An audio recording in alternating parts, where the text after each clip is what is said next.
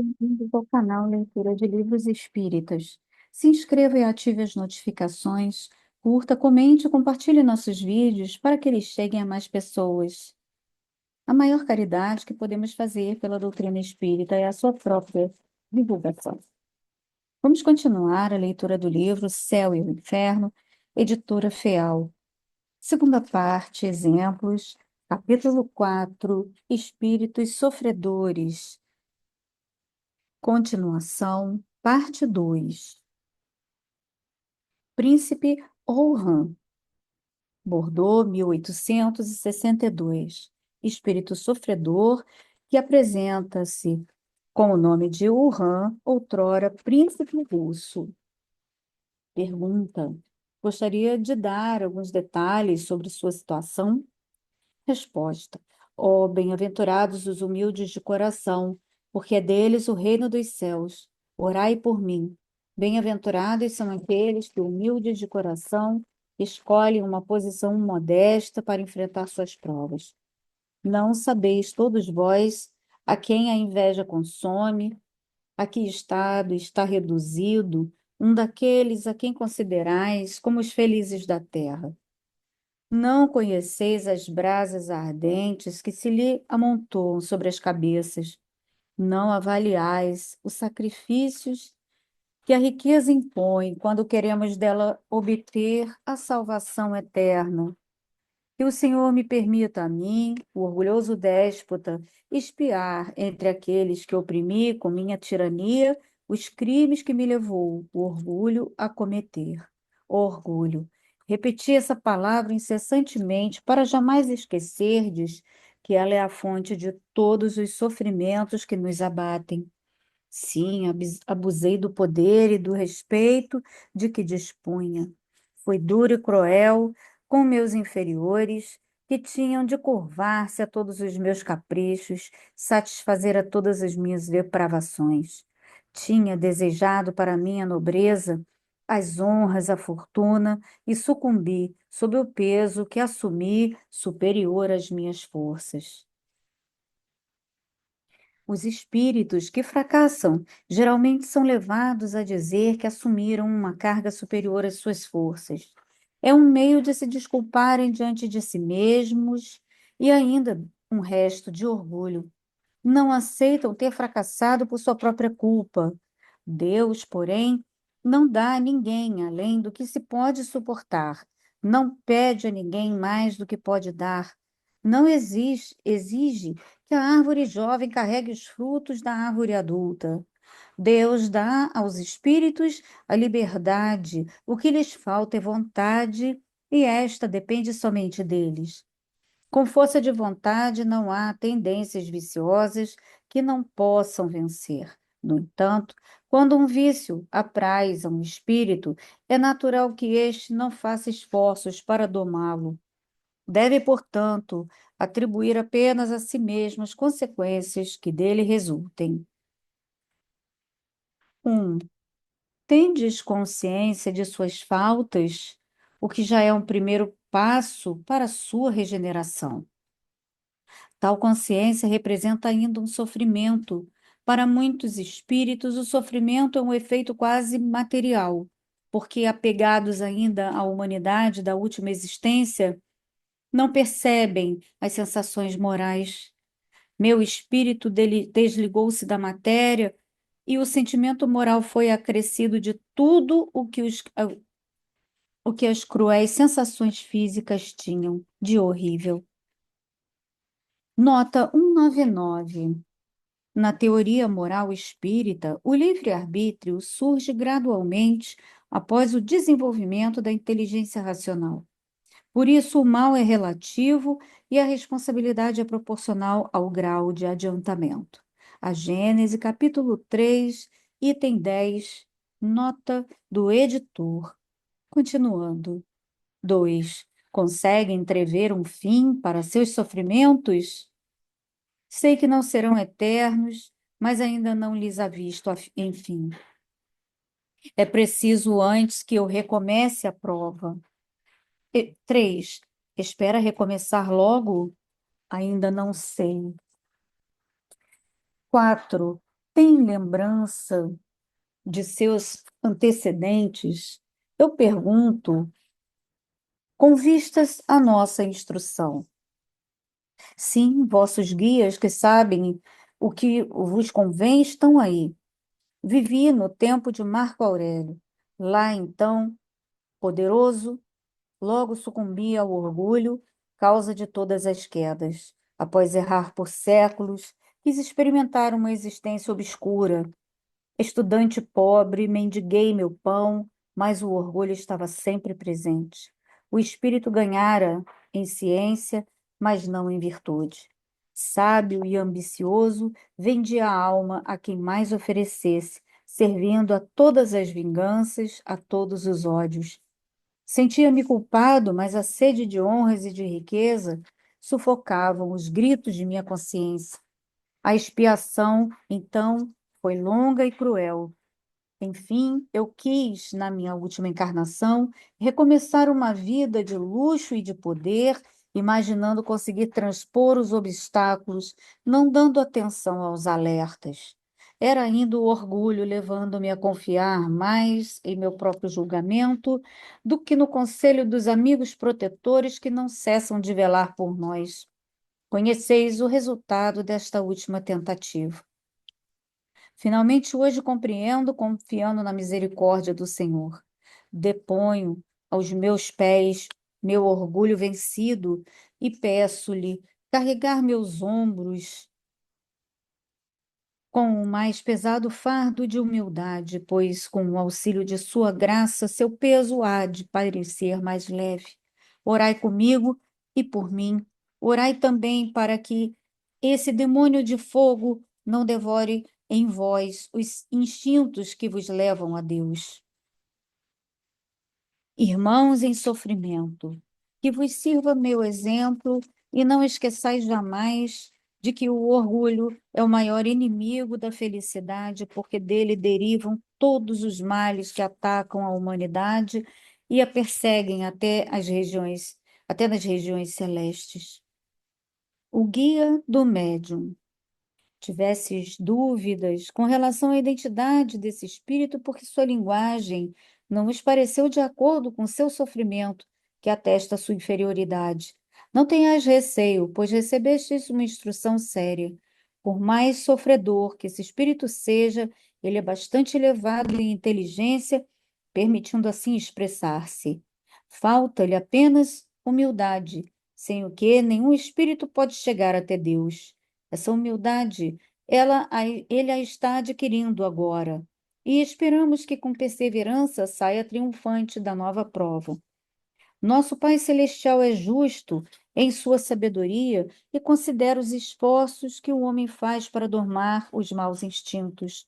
Cada vitória alcançada sobre si mesmo é um degrau vencido nessa escada que tem uma extremidade na terra e outra aos pés do Juiz Supremo. Escalai resolutos esses degraus, o que vos verá fácil se tiverdes uma vontade firme. Olhai sempre para o alto, para vos encorajardes, porque é ali ainda aquele que se detém, olhando para trás. Atordoa-se e o vazio ao redor o espanta. Sem forças, ele diz: para que desejar prosseguir ainda quando tão pouco consegui avançar? Não, meus amigos, não olheis para trás. O orgulho está arraigado no homem. Pois bem, usai-o para vos dar força e coragem em vossa ascensão, dominando vossas fraquezas e galgando ao topo da montanha eterna. Pascal Lavie, Árvore, 9 de agosto de 1863. Esse espírito comunicou-se espontaneamente com o médium, sem que este o tivesse conhecido em vida, mesmo de nome. Creio na bondade de Deus que aceitará por misericórdia meu pobre espírito. Eu sofri muito, e meu corpo pereceu no mar. Meu espírito permaneceu ainda ligado ao corpo e durante muito tempo vaguei por sobre as ondas. Deus, a comunicação foi interrompida. No dia seguinte, o espírito continuou. Houve por bem permitir que as preces daquele que eu deixei na terra tirassem-me do estado de perturbação e incerteza em que meu espírito estava mergulhado. Procuraram-me por muito tempo e puderam, enfim, encontrar meu corpo. Agora ele repousa, mas meu espírito, dificultosamente desligado, vê agora as faltas cometidas. Consumada a provação, Deus julga com justiça e a sua bondade se estende sobre os arrependidos. Se por muito tempo meu espírito vagou errante junto ao corpo, é porque eu tinha que sofrer as consequências dos meus desvios. Trilhai o caminho reto, se desejais que Deus retire rapidamente vosso espírito de seu envoltório. Vivei no amor de Deus, orai, e a morte horrível para tantos será suave para vós, pois sabeis a vida que vos espera. Eu morri no mar, e por muito tempo me esperaram. Não poder desligar-me do corpo era para mim uma prova terrível, eis porque tenho necessidade das vossas preces, de vós que entrastes na crença que salva, de vós que podeis rogar por mim ao Deus justo. Arrependo-me e espero obter o perdão divino. Foi no dia 6 de agosto que meu corpo foi encontrado. Eu fui um pobre marinheiro e morri há muito tempo. Orai por mim. Pascal Lavie. 1. Onde foi encontrado o seu corpo? Perto de vós. O Jornal do Ave, de 11 de agosto de 1863, continha o seguinte artigo, do qual o médium não podia ter conhecimento. Anunciamos que no dia 6 desse mês foram encontrados os restos mortais de um homem no encalhe entre Blainville e La Havre. Mesmo sem cabeça, braços e tórax, o cadáver pôde ser identificado pelos sapatos ainda presos aos pés, como sendo do pescador Lavi, que morreu no dia 11 de dezembro, quando a bordo do pesqueiro Laerte foi lançado ao mar por violenta onda ao largo da costa de Trouville. Lavi tinha 49 anos e era natural de Calais. A viúva fez o reconhecimento do corpo.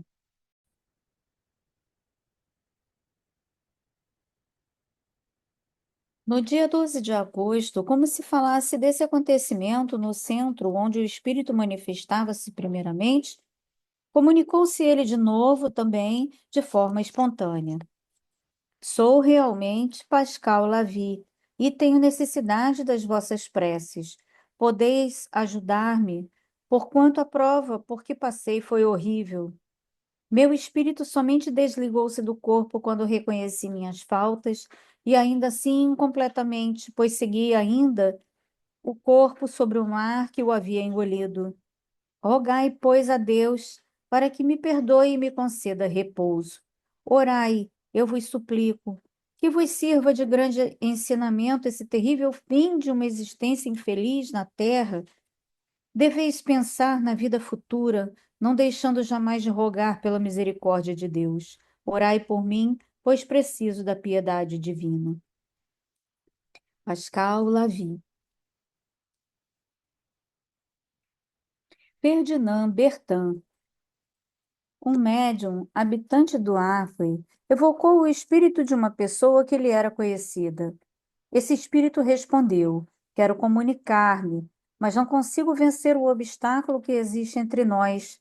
Sou forçado a deixar que se aproxime esses infelizes que sofrem. O médium recebeu então a seguinte comunicação de forma espontânea: Estou em um terrível abismo. Ajudai-me, ó meu Deus. Quem me tirará desse precipício? Quem entenderá, estenderá uma mão prestimosa a esse infeliz tragado pelo mar? A noite é tão escura que tenho medo. Por toda parte, o estrondo das ondas e nenhuma palavra amiga que me console e ajude nesse momento supremo. Pois que esta noite profunda é a morte em todos os seus terrores, e eu não quero morrer. Oh, meu Deus, não é isso que a morte futura, é a morte passada. Estou superado. separado para sempre dos que amo. Vejo o meu corpo e o que há pouco eu sofria era apenas a lembrança da terrível angústia da separação. Tende piedade de mim, vós que conheceis meus sofrimentos. Orai por mim, porque não quero voltar a sentir, como tem ocorrido desde aquela noite fatal, todos os sentimentos de agonia. Essa, porém, é a minha punição, que eu a presinto. Orai, vos suplico, ó o mar, o frio, vou ser tragado. Socorro, tende piedade, não me empurreis. Conseguiremos salvar-nos os dois seguros aos destroços. Ó, afogo-me, serei tragado pelas ondas, e os meus não terão nem mesmo o triste consolo de tornarem a ver-me. Mas não, meu corpo não é mais sacudido pelas ondas. As preces de minha mãe serão ouvidas. Minha pobre mãe, se ela pudesse imaginar seu filho tão miserável quanto de fato o é, haveria de rogar mais. Ela crê, porém, que a causa de minha morte santificou o passado.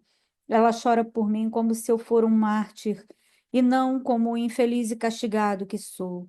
Ó, vós que sabeis sereis piedosos, não vós rogueis por mim.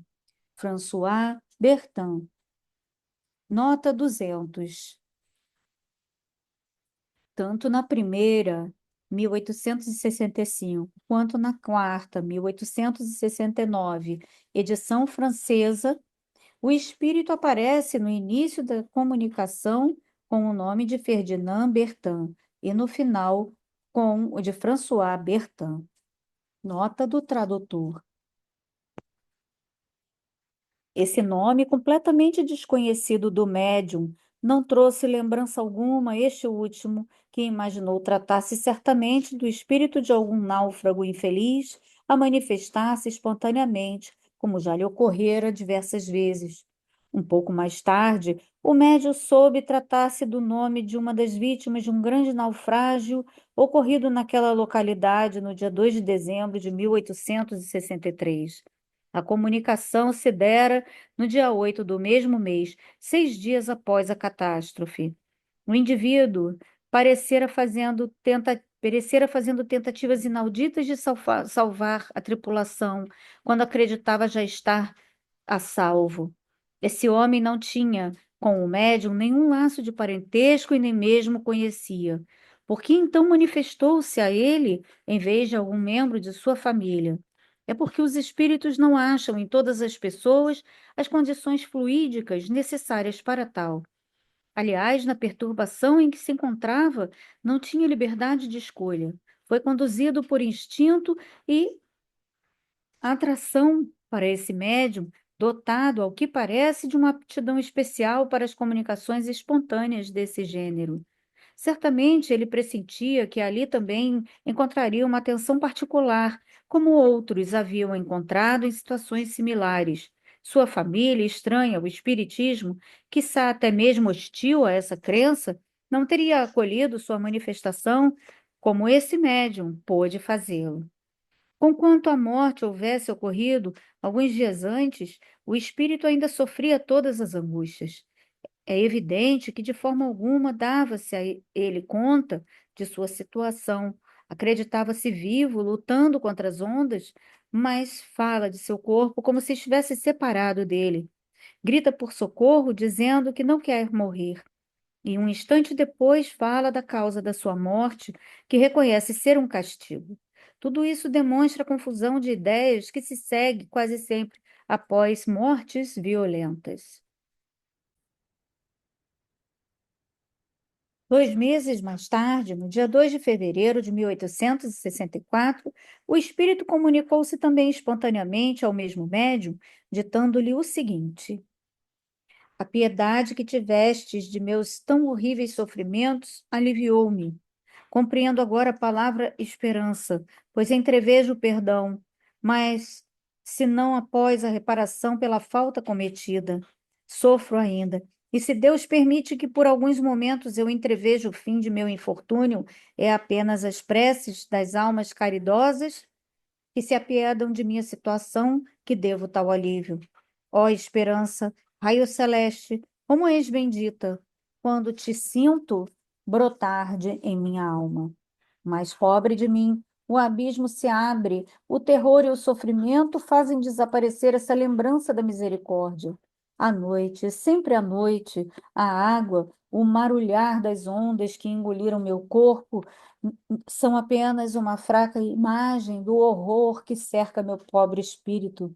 Sinto-me mais calmo quando posso estar perto de vós, pois assim, como a confidência de um terrível segredo depositado no peito de um amigo alivia o que se sente oprimido, também vossa piedade, motivada pela confidência que fiz de minha miséria, acalma meu sofrimento e permite-me repousar o espírito.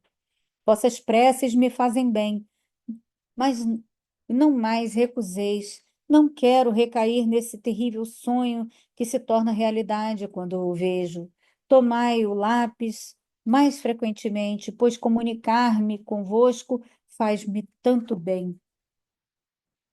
Alguns dias depois, tendo sido esse mesmo espírito evocado em uma reunião espírita em Paris, foram-lhe feitas as seguintes perguntas, às quais respondeu através de uma só comunicação, mas por outro médium. 1. O que o levou a se manifestar espontaneamente através do primeiro médium por quem se comunicou? Havia quanto tempo e encontrava-se morto na ocasião daquela manifestação? Quando se comunicou, parecia não saber ainda ao certo se estava vivo ou morto, sofrendo todas as angústias de uma morte terrível. Compreende agora melhor a sua situação? Disse categoricamente que sua morte fora uma expiação. Poderia dizer-nos a razão disso? Há de ser-lhe um alívio e para nós um ensinamento. Com essa confissão sincera, há de extrair a misericórdia de Deus que solicitaremos em nossas preces. Parece impossível à primeira vista que uma criatura possa sofrer tão cruelmente. Deus, quanto é doloroso vermos-nos constantemente envoltos nas vagas, em fúria, a provar continuamente essa amargura, esse frio glacial que aumenta apertando o estômago. Mas de que serve ocupar-vos com tais episódios? Não devo começar por obedecer à lei da gratidão, agradecendo a todos vós que tivestes tanto interesse por meus sofrimentos? Perguntastes se me comuniquei muito tempo após a minha morte? Não posso responder facilmente. Pensai e avaliai em que horrível situação ainda me encontro, mas creio ter sido conduzido para junto do médium por uma vontade independente da minha e algo que julgo impossível de compreender. Servia-me do braço do médium com a mesma facilidade com que me sirvo agora do braço deste de hoje, convicto de que ele me pertence. Sinto mesmo nesse momento que é uma satisfação bem grande, assim como um auxílio particular, que pobre de mim logo cessará. Mas, meu Deus, tenho uma confissão a fazer. Terei forças para tanto? Após muitos encorajamentos, o espírito acrescentou: Fui muito culpado. O que me fez sofrer, sobretudo, é que se acredita tinha eu sido mártir quando não era nada assim. Em uma existência anterior, mandei que fossem colocadas numa saca várias vítimas para que fossem jogadas ao mar. Rogai por mim.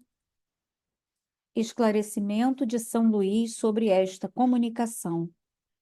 Essa confissão será motivo de grande alívio para esse espírito. Sim, ele foi muito culpado, mas a existência que acabou de deixar foi honesta, honrosa, tendo sido amado e estimado por seus chefes, conquista que foi fruto de seu arrependimento e das boas resoluções que havia tomado antes de retornar à terra, onde desejara ser bom, tanto quanto antes havia sido cruel.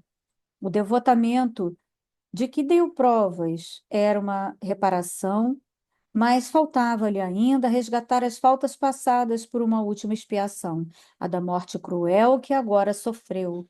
Ele mesmo quis purificar-se, sofrendo as dores que infligira aos outros.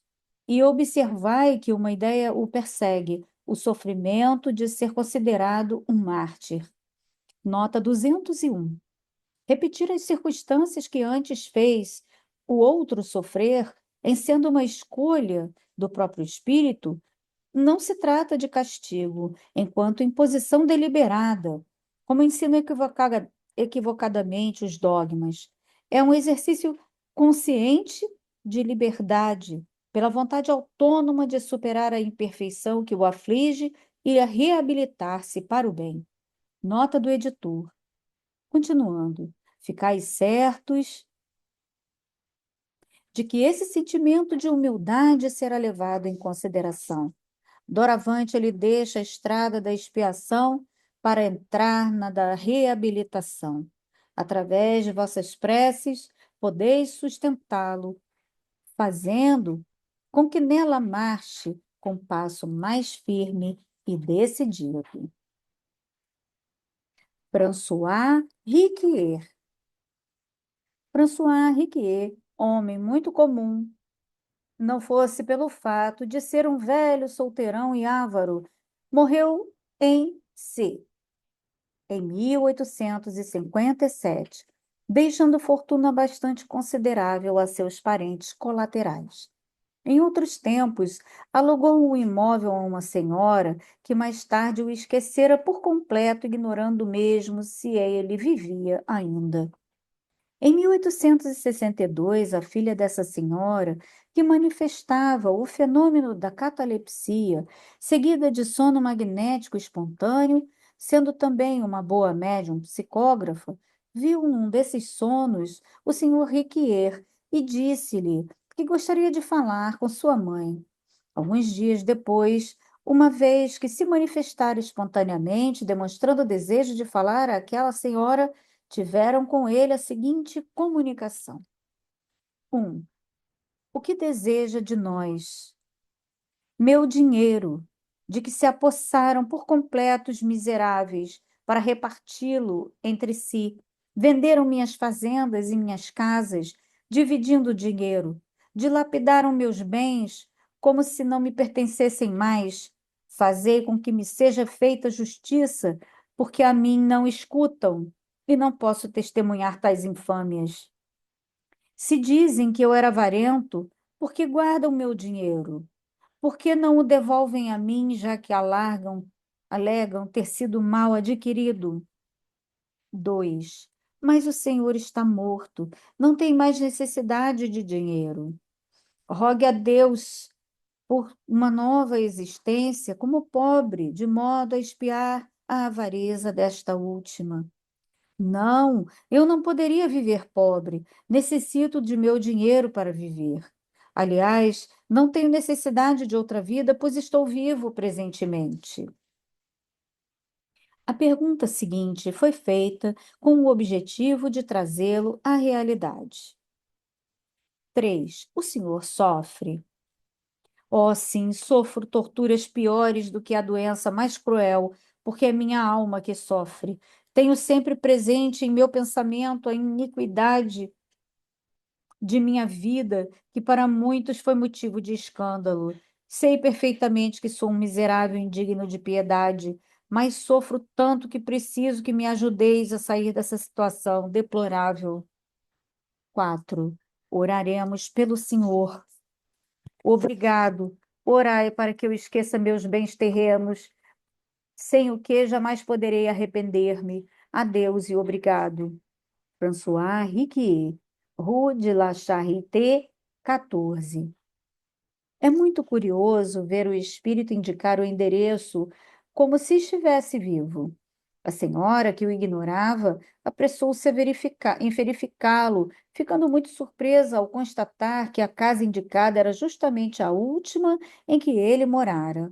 Assim, já passados os 5 anos, ele não se considerava morto e ainda passava pela ansiedade, terrível para um avarento, de ver os bens divididos entre seus herdeiros. A evocação, sem dúvida, provocada por um espírito bom, teve como resultado fazê-lo compreender sua situação, predispondo-o ao arrependimento.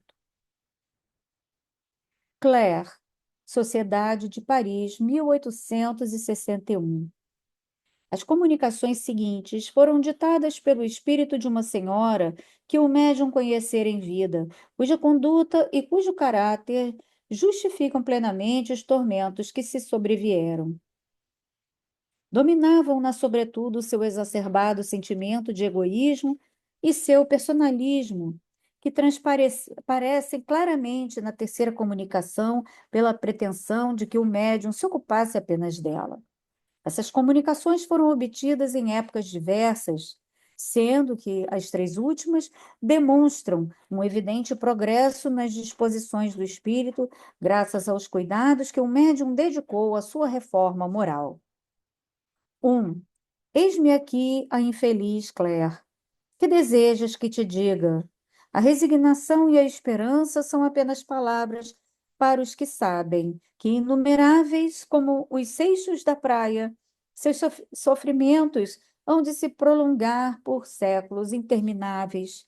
Dizes que posso suavizá-los? Que palavras vagas! Onde encontrar a coragem e esperança para tanto? Esforça-te, pois, com teu cérebro limitado, por compreender o que é um dia que nunca termina. Um dia, um ano, um século. Que sei eu? As horas não o dividem, as estações não variam. Eterno e lento como a água que aflora do rochedo, esse dia execrável, esse dia maldito, pesa sobre mim como um cofre de chumbo. Eu sofro, nada vejo em torno de mim a não ser as sombras silenciosas e indiferentes. Eu sofro. Sei, entretanto, que acima dessas misérias reina Deus, o Pai, o Mestre, para o qual tudo se encaminha. Quero pensar nele, quero suplicar-lhe misericórdia.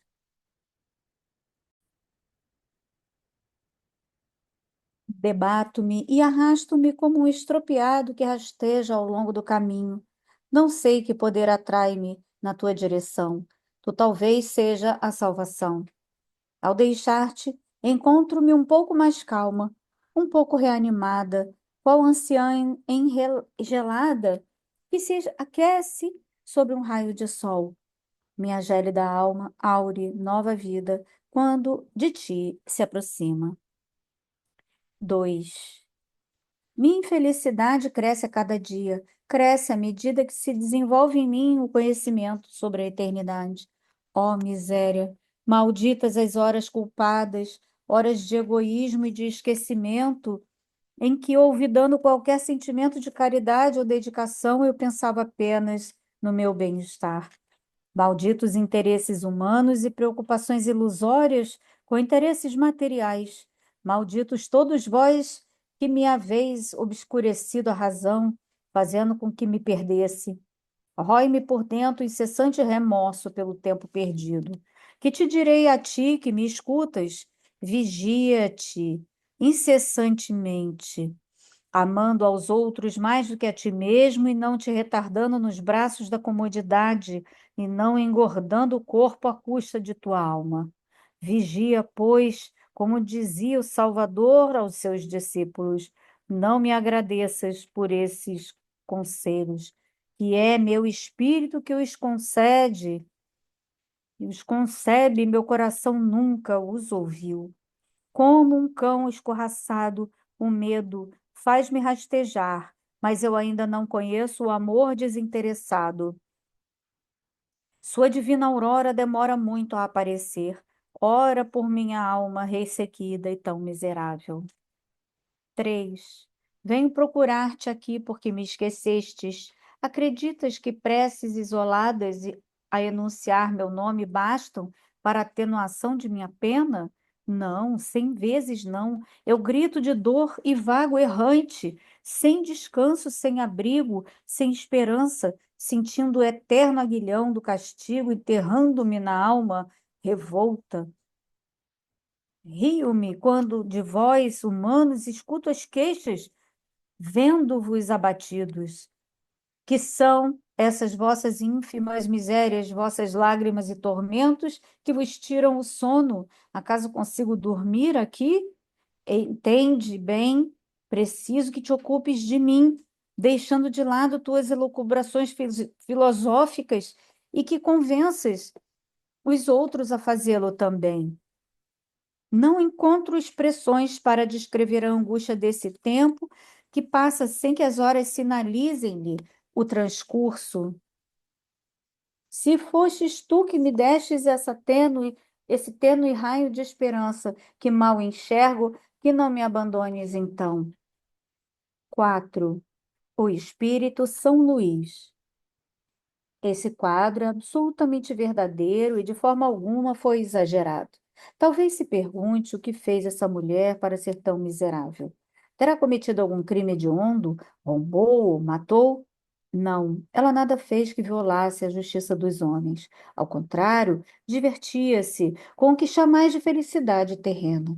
Beleza, fortuna, prazeres, adulações, tudo lhe sorria, nada lhe faltava. E diziam ao vê-la: que mulher feliz, invejando-lhe a sorte.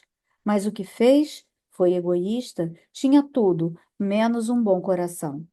Se não infringiu a lei dos homens, infringiu a lei de Deus, porque olvidou a caridade, a primeira das virtudes. Amou apenas a si mesma, agora não é amada por ninguém.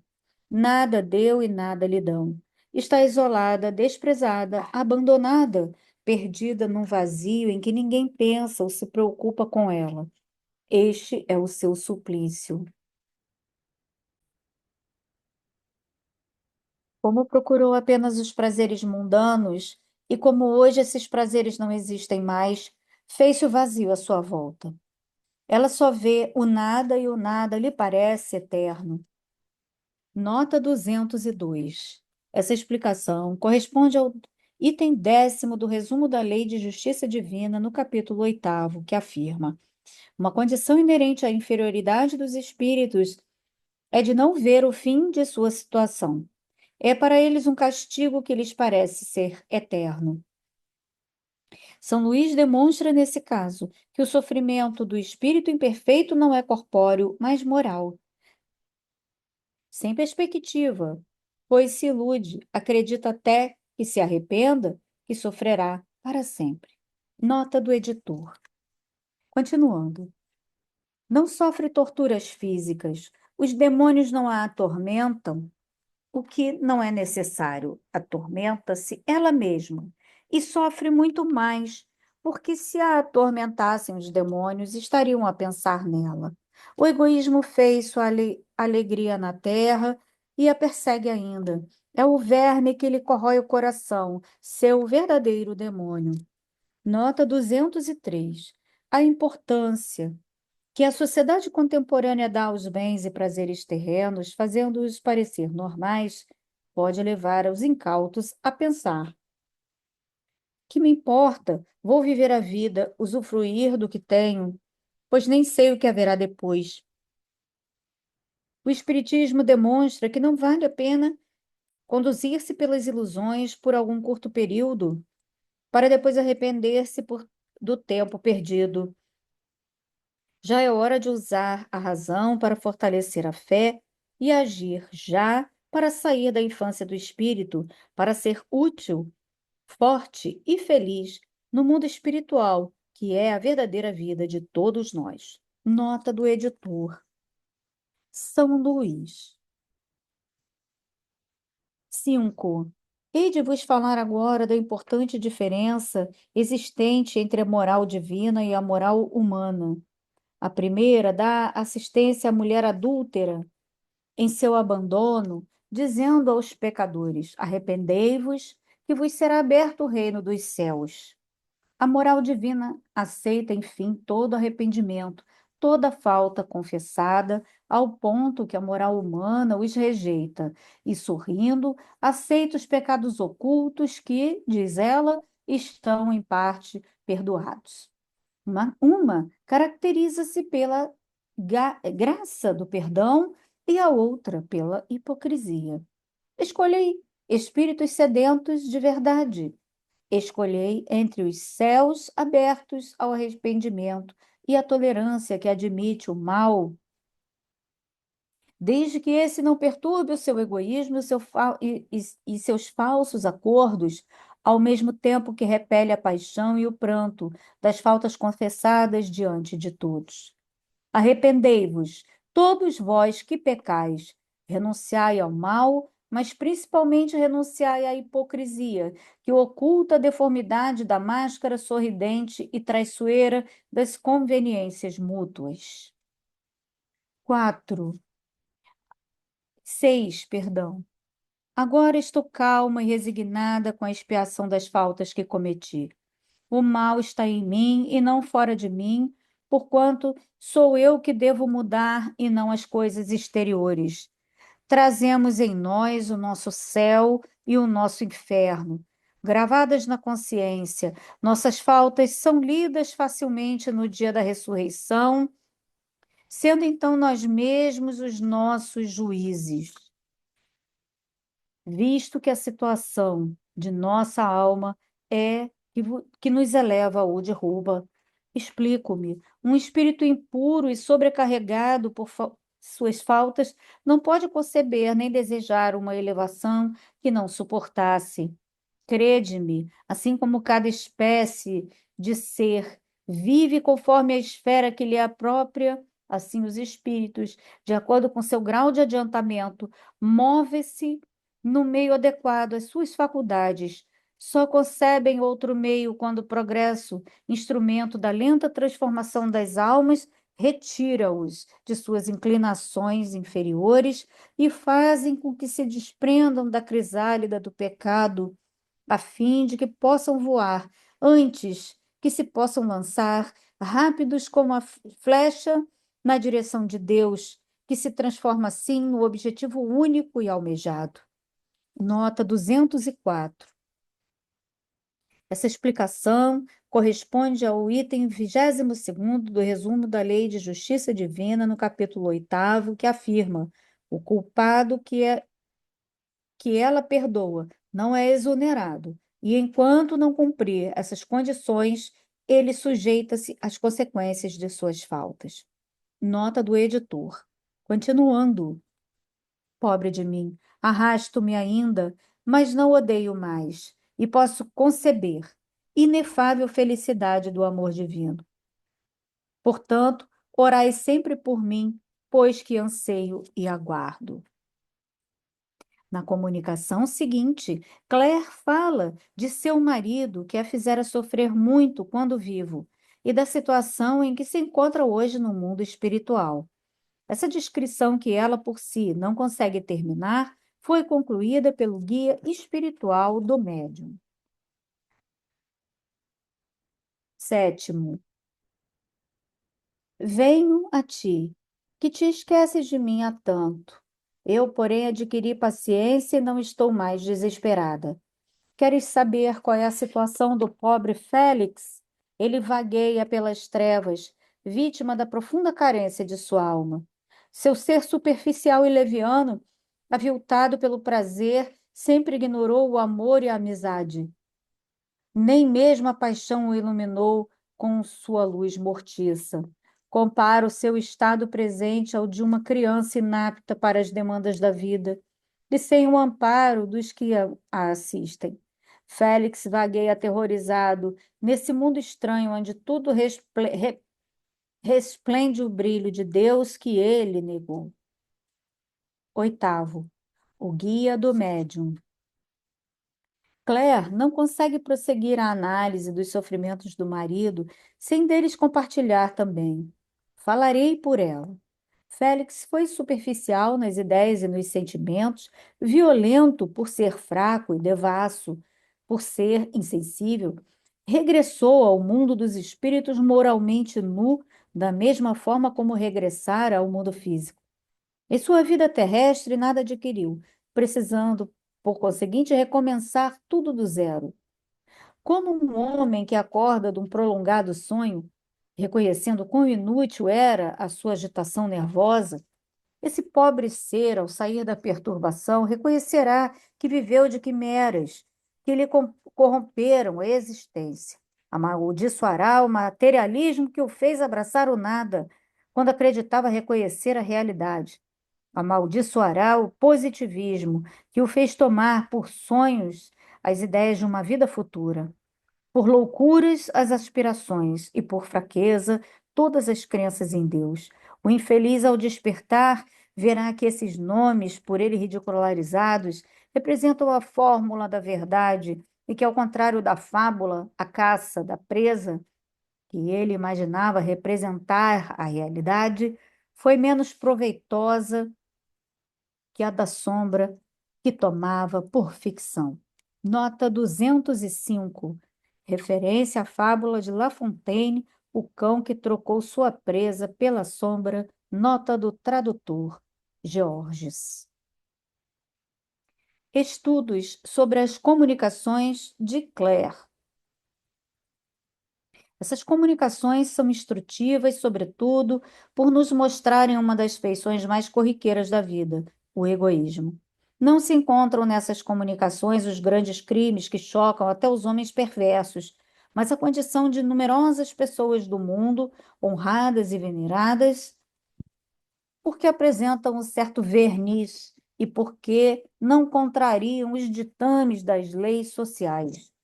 Não sofrem no mundo dos espíritos castigos excepcionais cuja natureza faça estremecer, mas uma situação simples, natural, consequência da sua maneira de viver e do estado de sua alma. O isolamento, o desprezo, o abandono, eis a punição daquele que viveu apenas para si. Claire, como se viu, era um espírito muito inteligente, mas um coração insensível. Quando, na terra, sua posição social, sua fortuna e seus predicados físicos granjeavam-lhe as homenagens que lhe alimentavam a vaidade, e isso lhe bastava. Desencarnada, ela encontra apenas indiferença, fazendo-se o vazio à sua volta, punição mais fulminante que a dor, porque aflige o espírito a fundo, ao passo que a dor ainda inspira piedade e compaixão, o que representa, ao menos, uma maneira de atrair os olhares, inspirando preocupação e interesse pela sorte do espírito sofredor. As perguntas seguintes foram feitas na Sociedade de Paris com respeito à comunicação última de Claire. 1. O espírito de Claire fala das trevas em que se encontra o espírito de seu marido. Muitos espíritos já falaram de tais trevas que cercaram certas almas sofredoras. Seriam essas trevas das quais tão frequentemente se fala nas Escrituras quando é dito os maus serão lançados nas trevas, no negro abismo? 2. Como se produzem essas trevas, já que no mundo dos espíritos não existem as mesmas fontes possíveis de luz e de claridade que existem na Terra? 3. Esse castigo é destinado a certas faltas, mais particularmente do que às outras? Quais seriam essas faltas? As trevas a que se referem são, de fato, as apontadas por Jesus e pelos profetas ao falar do castigo dos maus. Mas isso ainda é apenas uma alegoria, destinada a impressionar os sentidos materializados de seus contemporâneos, que não poderiam compreender a punição de uma forma espiritual. Certos espíritos são lançados nas trevas, mas deve-se entender isso como sendo uma verdadeira noite da alma, comparável à obscuridade intelectual de quem sofre de idiotia. Não é uma loucura da alma, mas uma inconsciência de si mesma e do que a cerca, que se produz tanto na presença quanto na ausência da luz material. É principalmente a punição daqueles que duvidaram do destino do seu ser, acreditaram no nada, e a ilusão desse nada é que constitui o seu suplício, até que essa alma, enxergando-se a si mesma, destrua energicamente a rede de tensão moral que aprendia, tal como um homem oprimido por um sonho penoso luta, em dado momento, com todo o vigor que dele dispõe, contra os terrores que inicialmente o dominavam. Essa momentânea redução da alma a um nada fictício, mais consciente de sua existência, é um sofrimento mais cruel do que pode imaginar em razão dessa aparência de repouso que a acomete. É esse repouso forçado, essa nulidade do ser e essa incerteza que lhe constituem o suplício. O tédio que a invade é o mais terrível dos castigos, porque então a alma não percebe nada em torno de si, nem coisas, nem seres, representando para ela verdadeiras trevas. Nota 206. O espírito não precisa de luz para ver, mas o orgulho e o egoísmo tornam-no denso e fechado em si mesmo, dando-lhe a ilusão de estar mergulhado na escuridão, e assim sofre enquanto não se arrepende. Jesus afirma que brilhe vossa luz, pois está em nós mesmos a força para a superação, que é a vontade. Nota do editor. São Luís. Claire. Eis-me aqui. Também posso responder à pergunta sobre as trevas, porquanto vaguei e sofri muito tempo nesses limbos onde tudo é soluço e misérias. Sim, as trevas visíveis de que falam as Escrituras existem, e os infelizes que deixam a vida ao término de suas provas terrestres, ignorantes ou culpados, são lançados em gélida região, alheios de si mesmos e de seus destinos. Acreditando na eternidade de sua situação, balbuciam ainda as palavras que os seduziram durante a vida e admiram-se assustados de sua grande solidão. São assim as trevas, lugar de um tempo vazio e povoado, espaço em que espíritos pálidos, coléricos e gemibundos vagueiam sem consolação ou afeição a qualquer socorro, ou qualquer socorro. A quem acorrer? Sentem a eternidade pesar-lhes, tremem e lamentam os mesquinhos interesses que lhes pontuavam as horas. Sentem falta da noite, que, sucedendo o dia, frequentemente levava-lhes embora as preocupações com um sono feliz. Para o espírito, as trevas fazem-se pela ignorância, pelo vazio e pelo horror do desconhecido. Não posso continuar. Claire. A sexta comunicação encerra um conceito perfeitamente verdadeiro ao explicar a obstinação de certos espíritos no mal. Admiramos-nos de ver que tais espíritos são insensíveis à noção e ao próprio espetáculo da felicidade de que desfrutam os bons espíritos.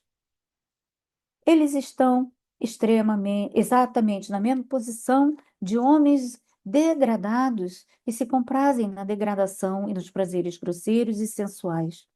Aí, esses homens encontram-se, por assim dizer, em seu ambiente. Não concebem os prazeres delicados, preferindo seus farrapos enxovalhados às vestimentas limpas e brilhantes, porque se sentem mais à vontade assim, como preferem suas bacanais aos prazeres da boa companhia. Então, estão de tal forma identificados com esse gênero de vida que se torna para eles uma segunda natureza. Acreditam-se mesmo incapazes de se elevarem acima da esfera que lhes é própria, razão porque aí permanecem até que uma transformação de seu ser lhes expanda a inteligência, neles desenvolvendo o senso moral e tornando-os acessíveis a sensações mais sutis. Esses espíritos, quando desencarnados, não podem adquirir de forma instantânea a delicadeza do sentimento, e durante um tempo mais ou menos longo, ocuparão as zonas mais inferiores do mundo espiritual, tal como ocuparam as do mundo corporal. Eles ali ficarão enquanto se mostrarem rebeldes ao progresso. No entanto, com o passar do tempo, com experiências, tribulações e as misérias das encarnações sucessivas, chegará o momento de idealizar algo melhor do que o tem. Suas aspirações se elevam, começam a compreender o que lhes falta e passam então a fazer esforços para obtê-los, elevando-se. Tomando essa estrada, percorrem-na com rapidez, porque experimentam uma satisfação que lhes parece bem superior, perto do qual as outras eram somente grosseiras sensações, acabando por inspirar-lhes repugnância. As relações estabelecidas pelo Espiritismo entre os homens e os espíritos permitiram observar que os espíritos desencarnados se corrigem mais rapidamente sob a influência dos conselhos salutares daqueles que estão encarnados, como se vê nas curas das obsessões. Essa diferença leva naturalmente à seguinte questão. Pergunta: por que a educação moral dos espíritos desencarnados é mais fácil que a dos encarnados?